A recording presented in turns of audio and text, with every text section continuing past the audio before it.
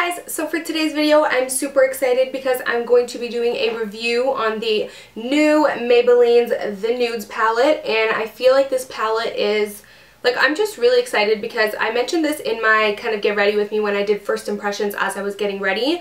I feel like I'm so excited for this palette because I feel like, I don't know why I feel like this is like the first drugstore palette. I mean, I know NYX does palettes and a lot of you guys mentioned that, but in Canada we don't have a lot of NYX here. You kind of have to search for NYX, and even when we do have NYX, we don't really sell their palettes. Like, Target doesn't sell their palettes. I only found one palette on clearance one time at Target and I snatched it up. But like, that's pretty much it. So it's really hard to find drugstore palettes in general. So when Maybelline came out with this bad boy that you literally have 12 shades in one little palette, like, come on, I was so excited because I feel like if you want a palette, you can only go to like Sephora and you can get Urban Decay, Too Faced, Stila, whatever. But the fact that now we can go to the drugstore and just get this super affordable, really pretty nudes palette is just like, I'm just excited about that. But anyways, for today's video, I'm going to be doing a review on it, just kind of talking about it, my thoughts, how the shadows apply, how pigmented they are, and I'm also going to be doing some swatches on my arm for you guys. So yeah, let's just go ahead and get started. So first things first, the packaging is, I actually paid $10.99 for this. Let's just talk about the price.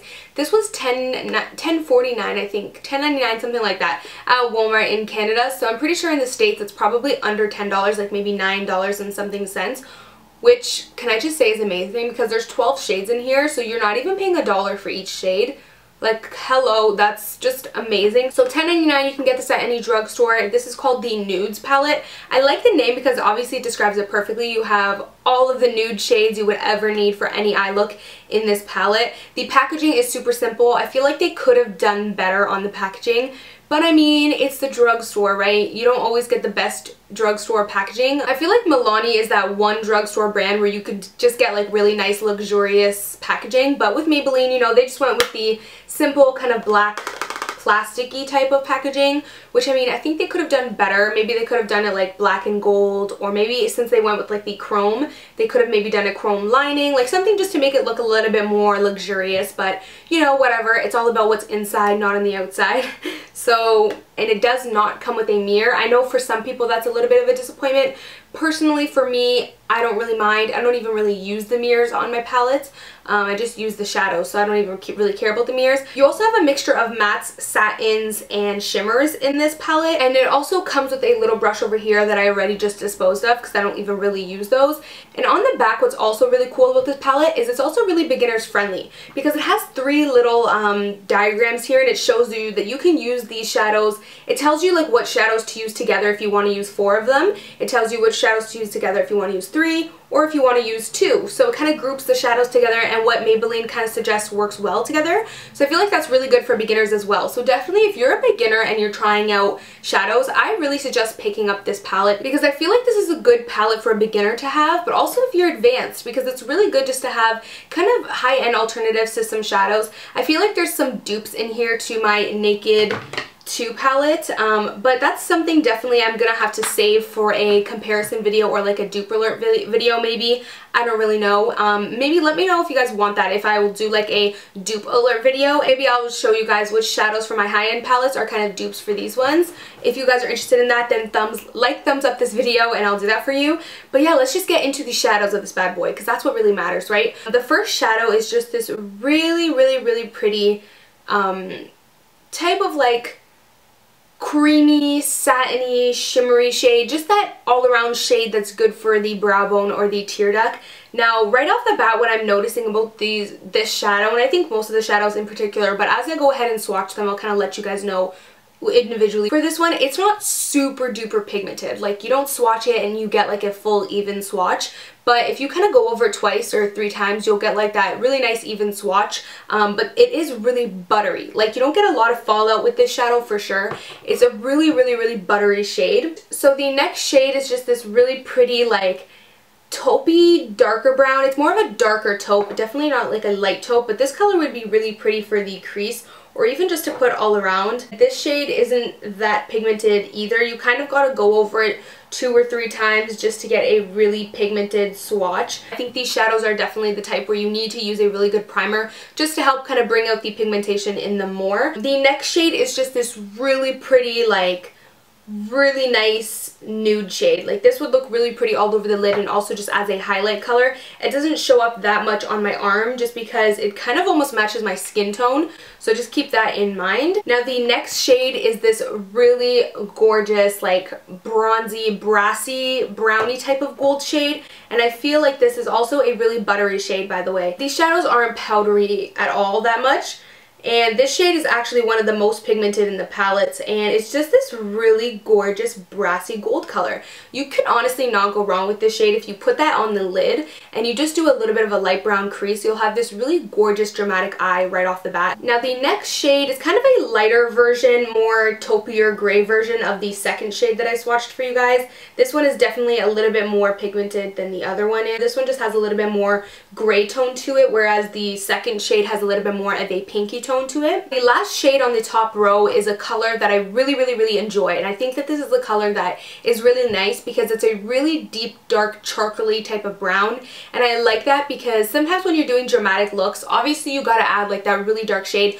Usually we tend to go for black, but when you're a beginner, sometimes black can be intimidating, so I feel like it's nice to have that really deep brown color, so that way you don't have to really go for the dramaticness of a black. You kind of do like an almost black color. This one is a little bit less pigmented than the other ones. You kind of got to go over it a little bit if you kind of want to build it up, but I have mentioned this before and I'll say it again. I feel like I kind of have a love and hate relationship with non-pigmented eyeshadows. I feel like for beginners, if a shadow is not pigmented, I feel like it's really good for beginners, because I feel like when you're a beginner, you kind of might struggle with a really pigmented shadow because you kind of might get intimidated by it, whereas if something's not that pigmented, it might be better for you to kind of take your time just to build it up. So that is it for the top row pretty much. My arms look so funny. So getting on to the bottom row, this bottom row has some gems. Like, literally these shades are super gorgeous. So the first one on the bottom row is this really pretty, like almost a satiny type of finish.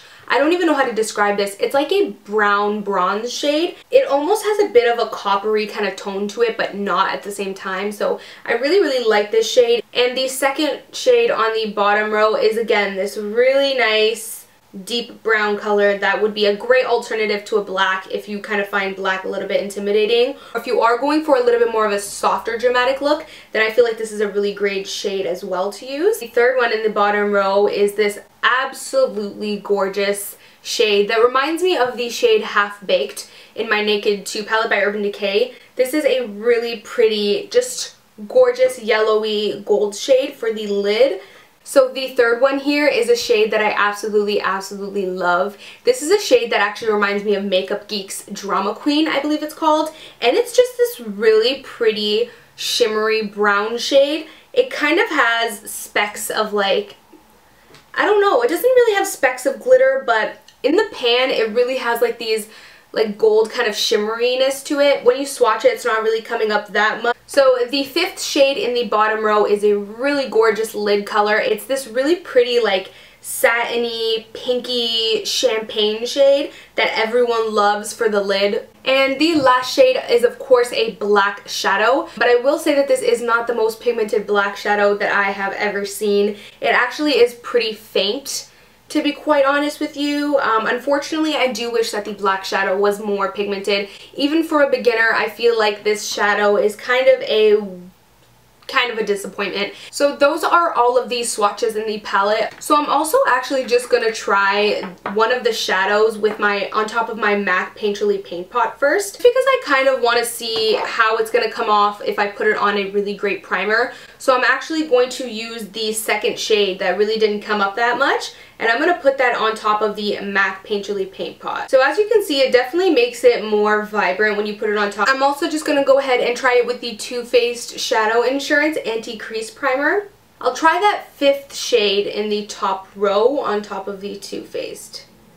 Yeah, so definitely they apply a lot nicer when you have a primer underneath, and they're a lot more vibrant with a primer underneath. All in all, I will just say I feel like this palette, I feel like everyone should just go out and buy this and have this in their collection, because I feel like it's a really great palette just to have from the drugstore, just so that you can have some really great alternatives to some higher end shadows. I feel like there are some gems in this palette for shadows. For example, the really pretty bronzy type of goldy shade, and also the really pretty gold shade and the really pretty champagne shade. I also really like these two kind of taupey shades that are on the top row. I definitely think that this is worth the $10. For $10 you're getting 12 shades that most of them are really, really, really pretty, and I feel like you could just use this on an everyday basis, and it's a cute little palette to take for travel with you as well. If you're going to be doing some simple eye looks while you're on travel, on vacation, I feel like this is a really nice palette just to bring for you, because you have your basic nice kind of taupey crease shades and just some basic nice lid highlight shades. I'm not going to say that it's the best palette in the universe. The pigmentation could be a lot better, but in terms of the feeling and the way that they do blend out really easily. They are kind of a little bit of a buttery feel. They're not too powdery. They have a little bit of a powderiness to it, but nothing that's like really horrible. I just feel like the pigmentation could have definitely been worked on a lot, and if the pigmentation was worked on a lot, then this palette would be like 100% amazing. So yeah, that is pretty much it for my thoughts on this Maybelline The Nudes palette. I also do have the Maybelline Dream Touch Liquid Foundation coming up for you guys. I'll have a first impression on that next week for you guys, so definitely stay tuned. I know you guys really were excited about seeing that, so I'll definitely have that up soon for you guys. And yeah, that is pretty much it for today's video. Thank you guys so much for watching, and I'll of course see you guys in my next one. Bye guys. Mwah.